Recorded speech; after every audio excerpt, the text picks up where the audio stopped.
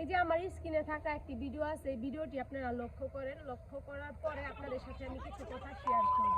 রাগারাগি করেন ভাই, ঠিক আছে, কিন্তু যে ঝগড়ার মাঝখানে নিজের ভাষা নিয়ন্ত্রিত না করতে পারলে তো সমস্যা। আরেকটা জিনিস খেয়াল করে দেখতে পারবেন, এই মহিলাটা একটু আগে দেখলো তার সামনে গালিগালাজ করতেছে, সেখান থেকে বেরিয়ে এসেও আবার ভিডিও করা শুরু করছে। আসলে ভাইরাল হওয়ার জন্য মানুষের নিজের যত আত্মসম্মান আছে সব ত্যাগ করে দিতেছে।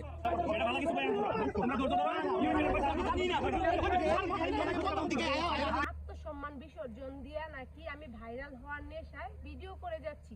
আরে ভাই, আমি না হয় আত্মসম্মান বিসর্জন দিয়া ভাইরাল হওয়ার নেশায় ভিডিও করতেছি, তো আপনারা কেন করতেছেন?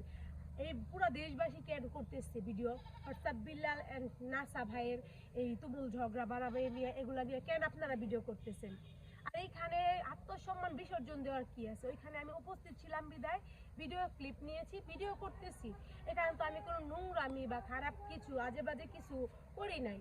এখানে কি আমি কোনো রকম খারাপ কিছু করছি যে আপনারা এরকম একটা ভিডিও বানাইলেন?